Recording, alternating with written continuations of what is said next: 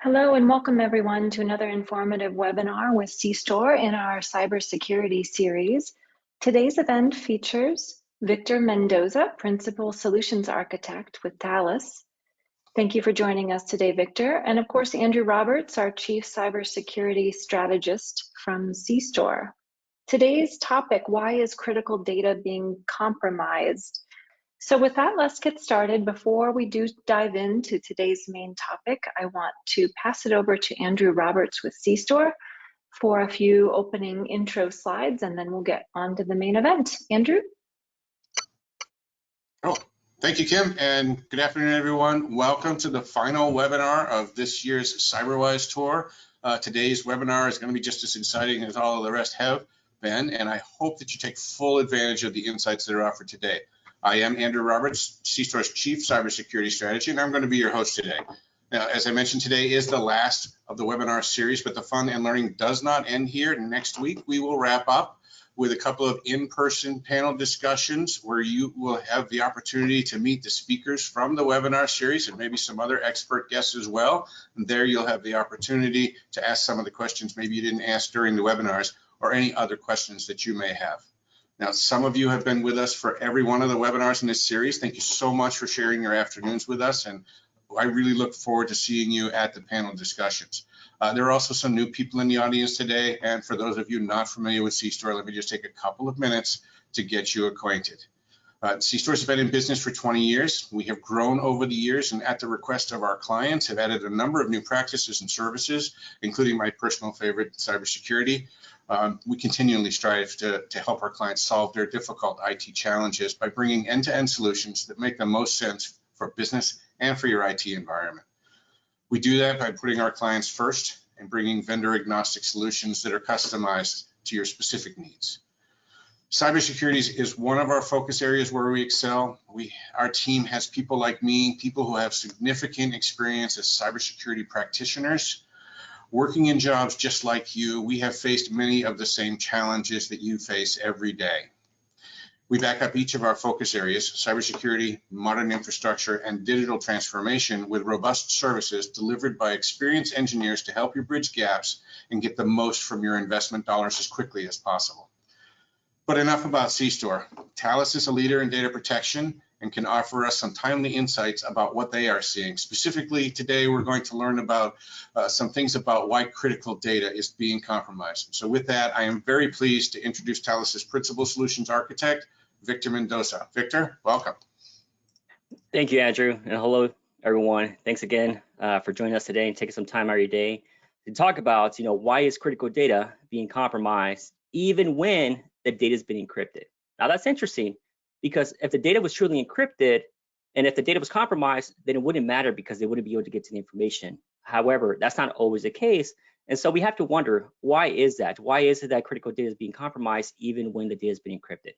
So I'll answer that question here in a little bit, but before we talk about why encryption is failing, I do want to spend a few minutes talking about looking at the Verizon data breach report for this year. So 2022 DBIR, because it does include some of the biggest trends of data breaches across industry, and it also highlights some of the common causes for breaches as well as training attacks vectors over the years.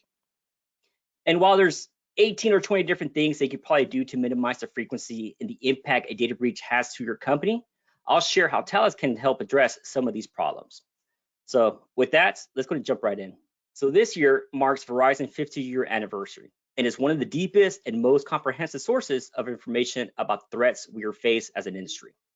This year's reports includes data from 87 different organizations from across 82 different countries. And from all the data collected, Verizon had to examine over 23,000 different security incidents, of which it analyzed over 5,000 confirmed data breaches. And if you've been following this report, you'll notice that this is the most data Verizon had to examine for a single report. Now, you're probably wondering, what is the difference between an incident and a breach? And the way I like to explain it is that an incident is really anything that compromises the cybersecurity triad, which is CIA, right? So confidentiality, integrity, and availability. And data breach is really, I like to joke around about this, but it's really whenever you involve your lawyers, right? That's when it becomes a data breach. So not all incidents are data breaches, but all data breaches are incidents. Now, from the data collected, Verizon found that there are 4 key paths that lead to a data breach. These are stolen credentials, phishing attacks, exploitation of vulnerabilities, and botnets. And as the one-liner underneath says, no organization is safe without a plan to handle them all.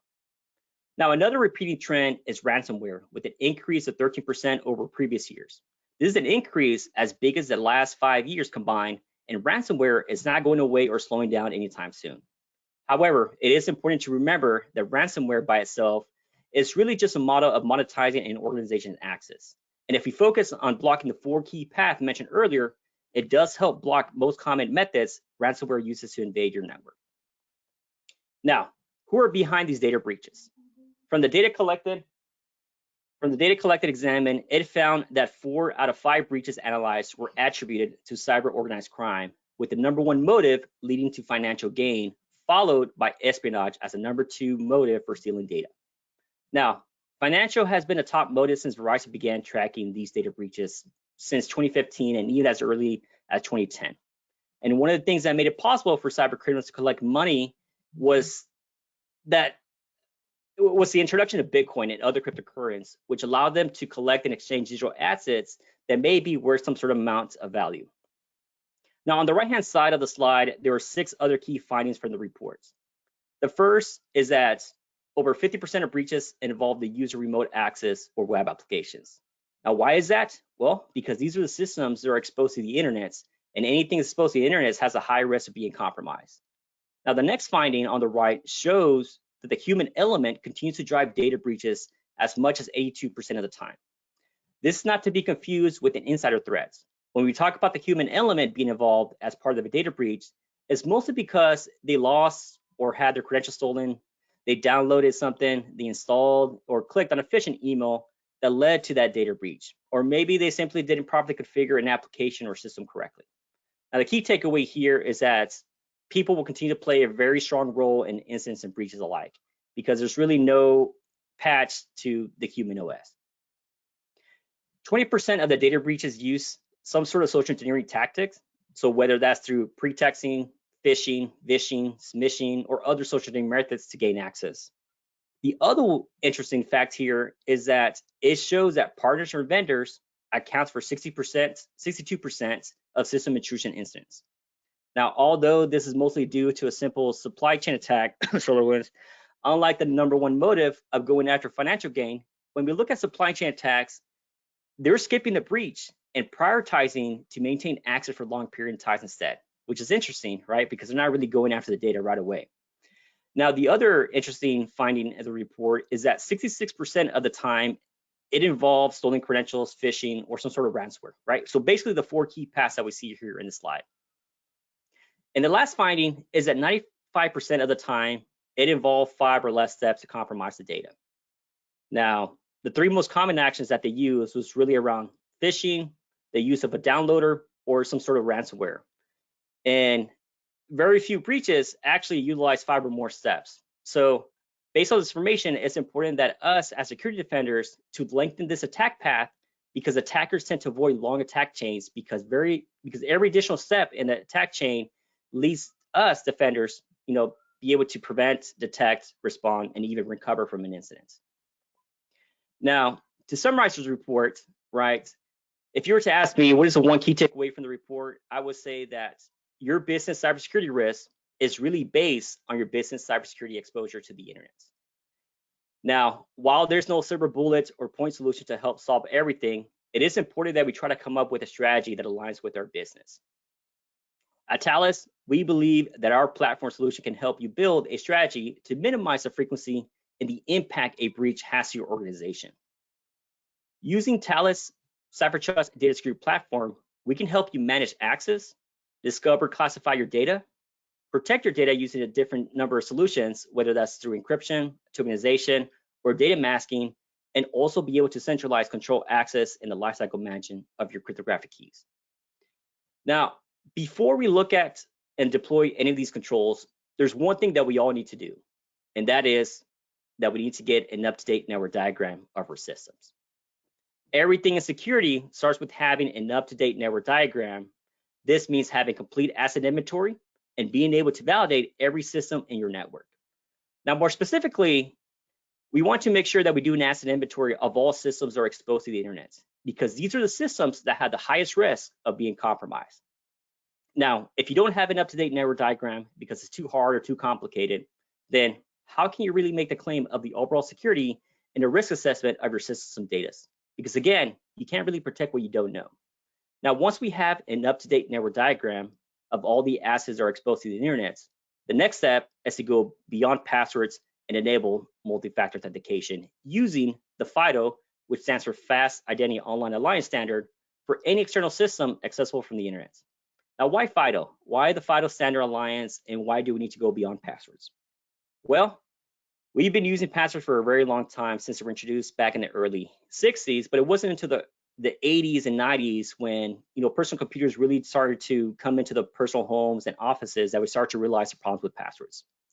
Now, one of the problems with passwords is that short passwords are easy to guess, and hard passwords, even though they're longer, they're harder to remember. And so we try to come up with different ways to try to solve the password problem, and one of those was to try to come up with a password policy that said, at a minimum, you need a capital letter, you need at least one number, or at least one symbol. And so we came up with these other unique passwords, which is just password 1 with the bang at the end, or we use Q1, W2, E3, R4, and then we hold shift and just kind of repeat the patterns, right? It may look random, but in reality, it's not really that random. And so we really, sorry. So, passwords are easy to guess, long ones are hard to remember, right? We try to introduce a password policy, but then we started to rotate passwords. And what do? Well, we decided to add another number or letter at the end. And so we continue to come ways to try to solve the password problem, even with password managers. But even the password managers have a master password, and many times the master password is pretty weak.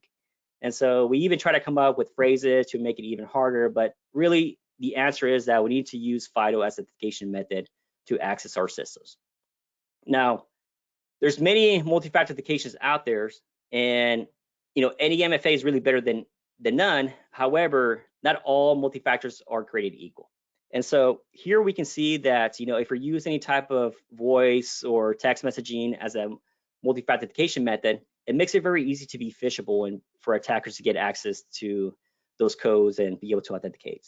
Same thing for some of the other methods, right? If we're using backup codes or one-time pass tokens, and even the mobile push, right? These becomes even phishable. Now, if the FIDO Alliance, it uses public key cryptography, which uses the public and private keys in order for us to authenticate and validate the users. And so by using the FIDO Alliance, it really makes it very strong for criminals to actually, get access to our credentials and access the systems. Now, the last thing we need to make sure is that for any external system, it really should never contain any critical data or information. Now, how do we know if these systems contain critical data or information? Well, we really don't, right? This is where we need to scan these systems using data discovery tools, and we need to do it on a continuous basis.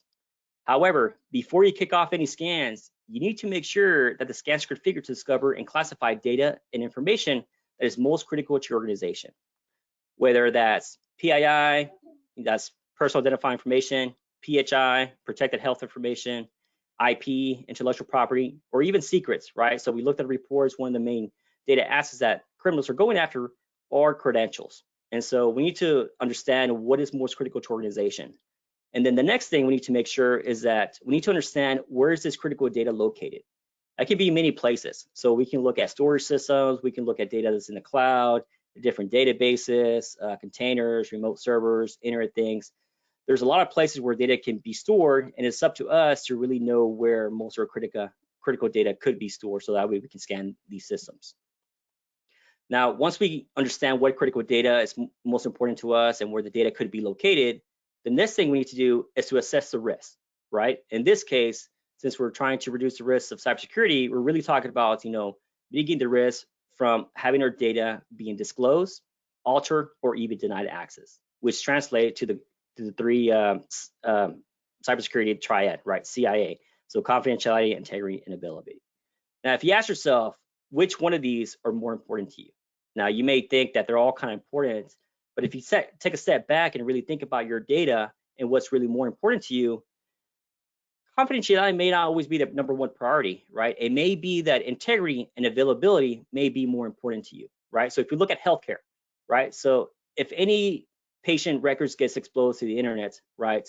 What is the damage and impact to the organization? Are they able to survive? Yes, right? But what if, right, these records get altered in any way? So now we're prescribing, a prescription that's not for the right patient. That could have some really harming damages to the human. And so we want to make sure that the integrity of these records are maintained, and even more is availability, right? What if we can't access these records in order to be able to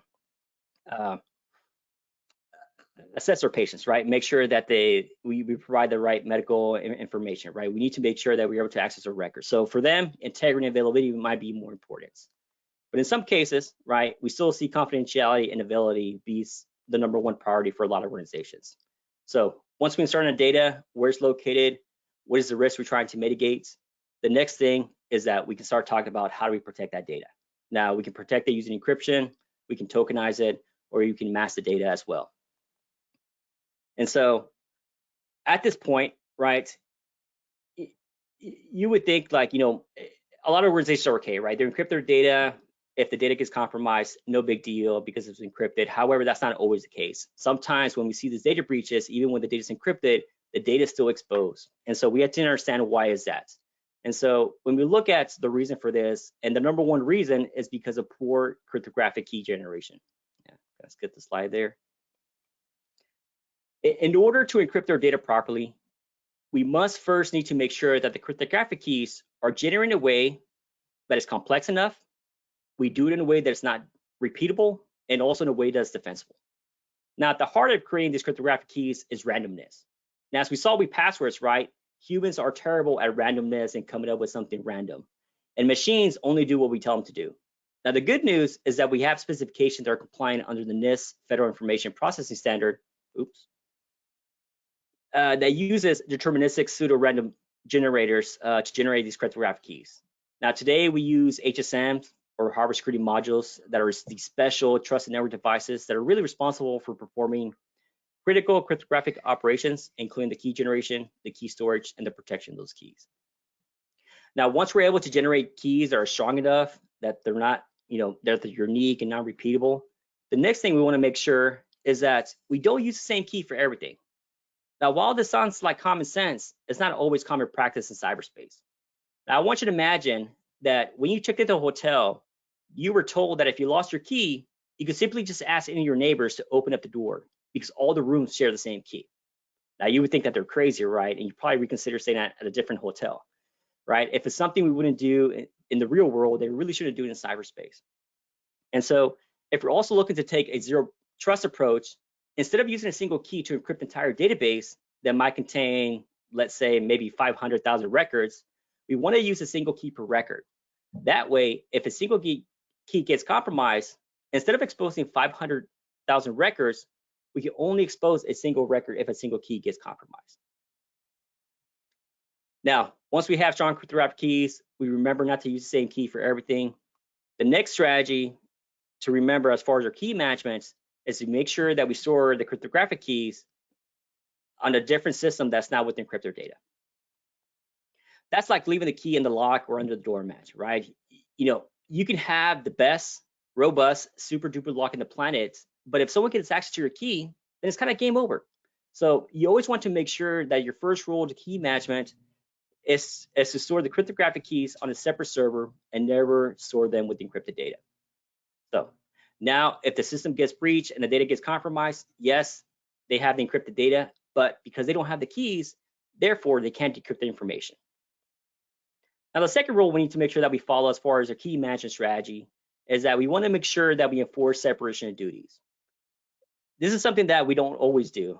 And separation of duty is really just a security model that is meant to segregate the duties of your IT administrators that are responsible for managing the systems where the data store separate from the security team and posting security controls to protect that data.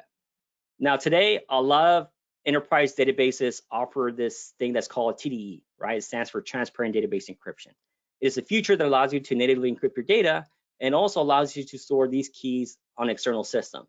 Now, the problem with TDE is that we kind of give our database administrators full privileges to not only manage the data, but also manage those keys that are used to encrypt the data. So a question I'd like to ask my customers is, how much do you trust your DBAs from not being able to walk away with the data and the keys? Now, the last reason why encryption fails is because we forget to limit access to those that only need it, right? Just doing encryption and key management alone is not enough. We need to make sure that we also limit access to those users and processes that need access to that data. So that way we can kind of control and minimize the impact that a data breach might have in our company. And then the last thing, while it doesn't really have to do with much with why critical data is compromised even when it's encrypted, but it's more good practice, is how do you measure your security? In other words, like, what are we logging, what are we detecting for, and what are we responding to, and how do we measure security? In other words, right, the question is, what is the 5 nines for security for an encryption and key management program? Now, I've been doing data security for maybe 5 to 6 years now, and I've been thinking about this for a while. And while there's many metrics you can look for, because the solution we're implementing is focused on prevention, being able to control, reduce, and limit access to our critical data, we want to look at a metric that is not long-term, but more of a visibility metric. This is the number of attempted attacks or the number of denied access to our data. Why? Simply because it is a positive metric, and it also shows what are we stopping because it also raises awareness. You're probably thinking, right? A lot of the information that I talked about today is kind of going back to the basics, right? There's nothing really revolutionary here. This is really just kind of good common sense practices. There's really no need to look at any other vendors. Most likely you have the solutions in-house. It's just a matter of leveraging those solutions and making sure that you apply the right set of controls. And you make sure you also have a strategy around what you're trying to protect. And so just to kind of recap again, what we talked about, right? The first thing is you want to have an asset inventory of all the systems that are exposed to the internet, because again, these are the systems that have the highest risk of being compromised. Once we identify these, we want to make sure that we enable multi-factor authentication using the FIDO Alliance. And then after that, once we identify these systems and apply the right set of multi-factor authentication controls, we want to see if they contain any critical data. Now, if we do discover that there's any critical data, then we have a couple options, right? We can either move that data somewhere else, right? So maybe shift the risk to someone else, or maybe we could take ownership of that risk. And if we do, we need to talk about how do we protect that data. And so there's different ways that we can protect it. We talked about how you can use encryption, you can tokenize the data, you can also do data masking to protect the data. And then the last thing is to control not only the lifecycle of the key, but also access to the key. And then some bonuses there, you're right, you want to make sure that you're also monitoring and measuring your security, and also doing this on a repeatable process, right? Make sure you're following your policy, standards, and procedures within your company. And so I think with that, I'll hand it back to Andrew. And to me, this is Kim. Thanks so much. Kim, sorry. It's all good. Thank you so much for all of the details and sharing your expertise. I think back to basics on this topic is absolutely critical and definitely high value. So we appreciate you sharing the details. At this time, as a reminder, we'll open it up for questions. It looks like we do have a few coming in, so we'll dive right in. First question. I guess I'm not quite certain on this one. It says lots of PCI requirements. Maybe that's just a comment that someone's dealing with a lot of PCI requirements. I'm not sure if you have any comments on that front with respect to PCI requirements. So PCI DSS, I mean, it really focuses on a very specific type of data, which is around credit cards, right? So it doesn't really talk about how to protect any type of data outside of credit cards. But yeah, I mean, if you need to focus on, if you need to, I guess, comply with PCI DSS, then usually the one thing that a lot of customers look at is how to tokenize their data, right? How to tokenize the credit card numbers. And so there's different solutions and way you can do that. But yeah, I mean, I'm not really sure I understand the question. If there's a question in there. Yeah, maybe that's a good follow-up for this attendee to reach out to the cStor folks or to Andrew Roberts. That might be a good next step. We'll move on to some more questions coming in. Here's Here's an interesting one. If it doesn't matter what we do and we're still going to get a breach and compromised, why even bother? I assume that means really on the prevention side versus really focusing more on recovery and remediation. Maybe you can talk to that. Yeah, how can I answer this? So why even do anything about it if we're still going to be compromised, right? So maybe if you put in perspective of thinking about our health, right? Why do we work out? Why do we eat healthy? Why do we practice mindfulness, right?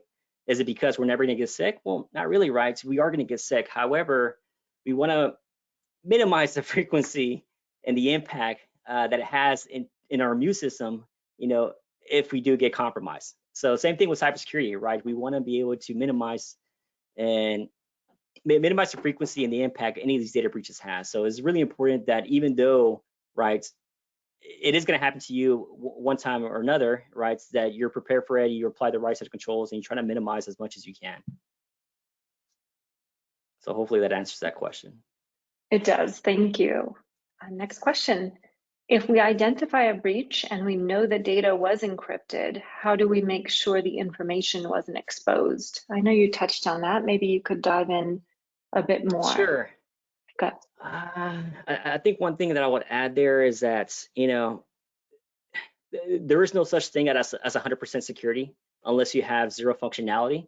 And so anytime you add any type of functionality, right, you're going to reduce some of your security assessment. So it is a hard question to answer, but I mean, one thing that I would kind of look at is to kind of go back and look at how you're controlling access to the data after you've been encrypting it, right? So if you're truly limiting access to only certain users and processes, then you want to look at your policy and see, who are those users and who are those processes. So that way, if there is a data breach, you're able to go back and trace that back to those users and process and kind of see what happened before they stole that data. So I guess if there's a data breach, right, and the data was compromised, you want to go back and look at, your policy, who had access to that data, and kind of determine if, whoever stole that data had permissions to, transform the data back to plain text or not. Makes sense. Likely it may also help if you need to get attorneys involved. As you mentioned earlier, you've got the trail, Yes. I assume. A good and a bad thing, I suppose, in that case. Next question, just moving on. Why is it a bad idea to negotiate with the bad actors? Do you have some stories you can share or best practices on that front? Why is it a bad idea to negotiate with the actors? I guess, what is your intention to negotiate? I don't think I have a good answer for that one. I never actually tried to negotiate with it. Yeah, I know that's a tough one. Andrew, do you have any insights or thoughts on this front with respect to negotiating with the bad actors? In the case of ransomware, for example? Yeah, sure. And I'm looking at the question box, and I think it's, why is it a bad idea to negotiate with the bad actors? Correct. And so for that, there's, a couple of reasons. I'm not an advocate for paying ransom, right? I don't think it's a good idea. If that first company that fell victim to ransomware didn't pay the ransom, and neither did the second or third, we probably wouldn't be where we are today. Bad actors do what they do because they're criminals and they want money. And if ransomware is profitable for them, then they're going to keep doing it. So by paying the ransom, you're making it profitable, and they're going to keep doing it. Now, that being said, sometimes you feel you may have to because you got to get your data back, you're going to go out of business, and then what are you going to do? But paying the ransom is no guarantee you're going to get your stuff back. And there were some surveys done, and I don't remember which one it was, unfortunately, but of the organizations that were paid ransoms that were in the study, only about 2/3 of them got all of their data back. Some of them never got any of their data back. And I know, again, I can't remember the organization, but there was one, it was in the media, they paid the ransom, but the decryption process that the hackers had built was so slow, it was taking them weeks and weeks and weeks to get their data back, even though they had the key. So paying the ransom, if you can avoid doing that, I would strongly recommend that you do that for all of those reasons. Yeah, great. I think that's helpful. Go ahead. Sorry, Victor. You can also avoid the risk, if you decide to pay the ransom, that you avoid the risk of having to be, what's that word, where they ask you to pay again, double extortion, triple extortion. I mean, we've even seen 4 times extortion, right? So it's not a guarantee if you decide to pay the ransomware or not. Yeah, that is another good point, because even if the same attackers don't come back and try and get more money out of you, they're going to tell their friends that they successfully got some money out of you, and someone else will probably be targeting you soon. So just another reason. Great, thank you, gentlemen. We have time for a couple more questions, so we'll squeeze them in. Next question, we are thinking of moving some of our critical data to the cloud. Any recommendations or best practices to make sure we consider? So when you look at some of the different cloud providers, right, whether that's AWS, Azure, GCP, most of these major cloud providers, they have their own key management system. So when a lot of customers look at migrating their data to the cloud, they're looking to leverage this native key solution. However, one thing that I would add is that you need to think about is that whenever we encrypt their data, what we're really doing there is that we're transferring risk over to the encryption key. So it's really now our responsibility to maintain and control access to that key. Now, when we look at the native key management solutions, where are these keys being generated? Where are they being stored? And who has access to manage and control these keys, right? If you're using the native key management systems, these keys are being generated using the vendor's HSMs, and they only give you some control or management over the keys. Now, if you need full management and control over the keys, especially if the data you're looking to migrate over to the cloud is actually critical to your organization, there's different options, right? You don't have to just settle for the native key management solution. There's other things such as, bring your own encryption, which is really focused on the end of the lifecycle of the data, which is around the destruction of the data. And then you also have things such as, bring your own key, or bring your own encryption, as to say, and also hold your own key, which is kind of interesting because, if you're looking to move your data over to the cloud, you normally have to decrypt that data, transfer it over a secure channel, and then once it hits the cloud provider, you can then encrypt it at rest using their key management system. So there's a bit of exposure there. So what you could do with hold your own key is that leave that data encrypted all the way through to migrate to the cloud provider, so that way it's never decrypted. So I think that's pretty interesting. I mean, we're starting to see a lot of customers talk about it, especially if they're thinking about digital sovereignty. So yeah, I think hopefully that answers some of that question. Excellent. Yeah, thank you so much, Victor. That's probably a good segue for the next question. Are there ways to automate the discovery and encryption of the data? Yes, great question. So you want to automate as much as possible, especially around the discovery of data, right? You don't want to have humans just kind of going in and kind of looking at the servers and see if there's any critical data or critical information, right? You want to make sure that you use some sort of automation, especially machines, right? You want to do this on a continued basis. So you don't only want a single snapshot of, maybe today we didn't find anything, but maybe tomorrow or the next day or the following week, right, we might find something. So you want to do this continued basis. Now, once you find any type of critical data or critical information, right, how do you go about automating the encryption of that? At Thales, we have this solutions called Intelligent Protect, which ties into our data discovery tool. So you do have the option that once you discover and classify your data, to automatically encrypt your data right there and then without having to wait, assess the risk, and then apply the right set of controls. So there's options available. Thales offers some of those automations for both discovery and encryption. And I think there's other vendors out there as well that try to do what we do, but I think that's kind of our secret sauce. Excellent. Yes. Thank you so much, Victor. That actually concludes our questions for today. Thank you, everyone, for attending, and especially to our guest speaker, Victor Mendoza, Principal Solutions Architect with Thales Group. Before we let you go for the day, I did want to pass it back to Andrew for a few quick closing comments and some updates on another couple of live events coming up. Andrew? Okay, cool. Thanks, Kim. And Victor, thank you very much for your webinar. It was some really good stuff there. Let's go the other way with the slides. There we go. Don't forget, as I mentioned, this is the last of the webinars in this series, but we do have the 2 upcoming live events, one on September 8th here in Phoenix, and one on September 22nd in the Las Vegas area. So make sure you get signed up for those. I'm looking forward to meeting you. I will be at both of them. So with that, thank you, everybody. Have a great afternoon. Excellent. Thanks so much. And that concludes our event for today. Once again, we'd like to thank our expert speaker and, of course, Andrew with cStor.